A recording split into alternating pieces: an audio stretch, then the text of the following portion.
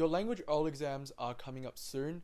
If you're curious about what the actual process is like or wondering what you can do in the next couple of weeks, keep on watching.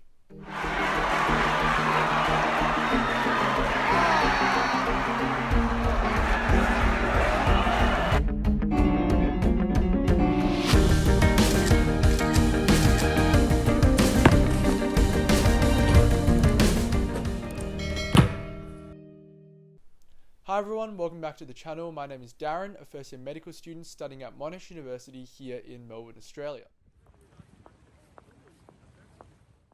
For those of you who are new to the channel, I graduated with a 99.95 last year, and with languages I studied Latin and Chinese and scored a Raw 45 in both. I studied Chinese in year 11 and that was the language that actually had an oral component. Now the oral component is difficult.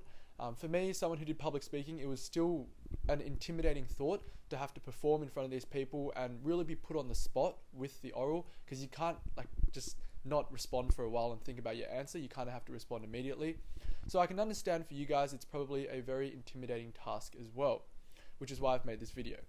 Now this video will be split into two parts. In the first part, I'll be talking about the process as it was for me in terms of arrival and the whole testing experience. And in the second half of the video, I will be talking about some things you guys can do in the next couple weeks or so before your oral exam. Just before we dive into the body of the video, I'd just like to acknowledge that my oral was a little bit different to you guys's. That's because, firstly, my detailed study was different. For me, I just picked a topic and then the examiner would question me about it. So for me, my topic was this Chinese historian called Sima Guang, and the examiner asked me about his childhood, his achievements, what his family was like. And for you guys, it's a picture, and they sort of ask questions about that, so just be aware of that difference. And secondly, in regards with COVID, you never really know what will happen. So in 2020 with COVID, what they did was they still arranged for in-persons, and it was just at a bunch of random locations. So I had a couple of friends at hotels, some friends at churches, and I sat mine in 2019, so there was no COVID then, and so all of my experience is drawn from that. So just be aware that there are differences between my experience and yours, and stay tuned for any announcements from VCAR.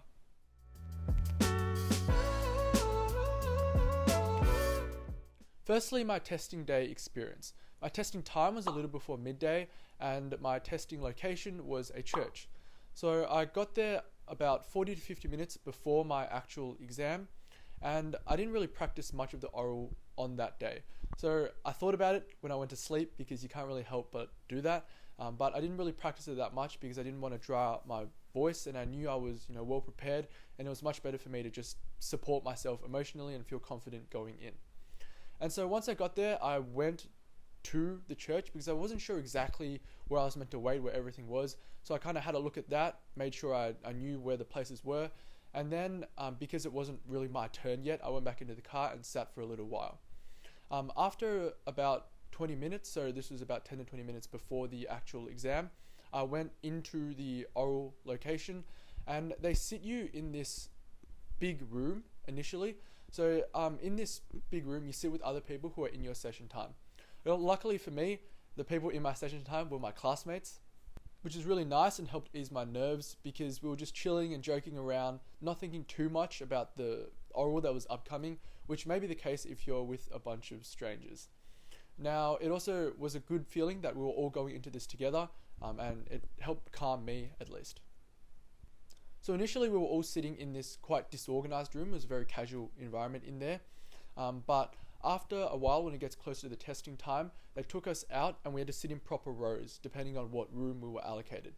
Now also in this more strict waiting room, we had two elderly volunteers, and they arranged all the administrative stuff. So they were very nice. They weren't Chinese for me. They were just I'm pretty sure they only spoke English, but they would help us with the administrative things like water bottles, wallets, phones, your ID, and also the if you're holding your oral and maybe preparing beforehand, they help you take care of all that stuff. So we sat there in that strict waiting room for a little while. Once it got really close to the oral time, they took us upstairs. Now upstairs it gets really intense.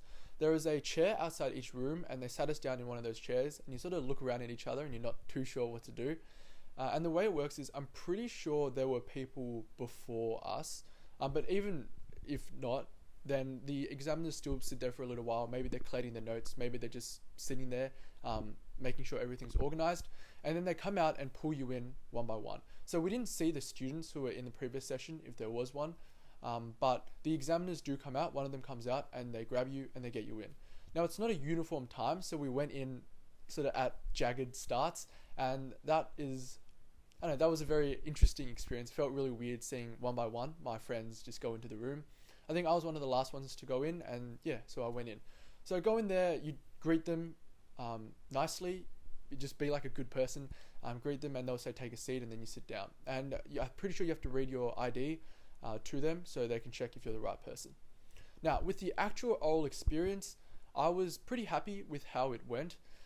I didn't think too much about it. I think sometimes when you're in your head too much and your internal monologue becomes too big, it's really easy to mess things up. What I did was I really tried staying focused on each question and focused on what the examiners were asking and adapting to each question. I think by staying in that zone and not letting myself feel the pressure or getting too distracted, that was the best method that worked for me. It felt weird in a way because I was sitting there, I was like, this is the last time I'll ever perform my oral, this is the actual thing.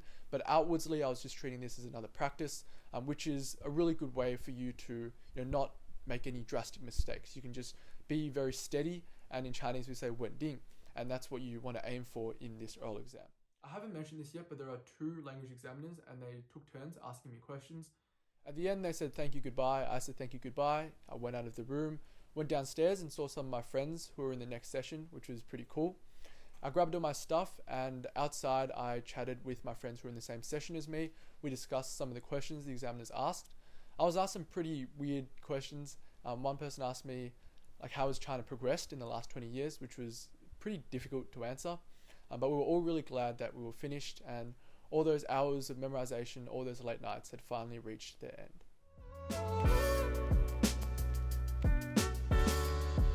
Alright, section 2, what you can do in the next couple of weeks. So this is 2 aspects. One, I guess, the actual memorization of it, and secondly, the psychological aspect of it. So firstly, with actual memorization and practice, what I recommend is really knowing what you're bad at. I think a lot of people do know what they're bad at in terms of some questions they always get wrong, some phrases they always stumble over, some parts of the picture that they always forget the historical context of. But some people sort of just don't tell themselves that and practice what they're good at. Don't do that. Really practice what you're bad at, and so you can go into there with confidence and not thinking the whole time, oh, I hope the examiner doesn't ask me this question. And also with full timed practice orals, I highly recommend you put yourself in stressful situations. This may be in different forms for you, maybe practicing with your parents, because that can be stressful at times. They're really picky with you. It can be with another class's teacher or even your teacher if you feel intimidated by them. And the reason for this is it will really prepare you well for the actual oral. For me, the highest pressure situations I was put in were by my Chinese school teacher. She put me in very high intensive situations. So one time I just memorized my detailed study, and you guys probably know how hard that is, and she made me perform it at a parent-teacher interview. I'd only memorized this a day beforehand, and so all the parents, all the kids were there, and it was very nerve-wracking. And also there was this intensive Chinese training thing, 2-day thing, where they got people who were pretty good at Chinese to all gather and do testing, and I had to perform my oral in front of them as well, and that was pretty nerve-wracking as well, especially because I didn't expect it. My teacher just came up with me on that day and she's like, we'll get you to practice your oral in front of everyone, and I said, alright, sure, I'll do it. But most nerve-wracking was still that parent-teacher interview. So these high-pressure situations will really train you well and really bode you well for the actual oral examination. Just something to be aware of, I recommend really spacing out your oral practice. So don't really spend the whole day on your oral. I really don't think it's worthwhile. You don't want your voice to give out. And also, it's not that productive for a couple reasons. Firstly, the oral is not something that you get better at by doing it for a whole day. You focus on one section that you're bad at, you nail that down today, and tomorrow you focus on a different section. And another reason is that the oral isn't that much compared to the written exam, and also all your other subjects as well. So it's really easy to get tunnel vision with the oral because of how intimidating it is. You actually have to, talk with a person, and you have to be very active with your replies. With a written exam, if you don't know something, you can sort of come back to it. With an oral, if you don't know the question, you still have to answer it. And so it's really easy to just focus too much on the oral. I recommend really thinking about what you need to do for your other subjects as well, and taking a step back and making sure your revision is very well rounded so you can do well overall in the whole VCE exam period. If you're curious about the oral process or have any questions at all, leave them in the comments below. You guys have probably prepared very hard for your orals, so go out there, good luck for it, smash it out of the park, and I look forward to seeing you all in the next video.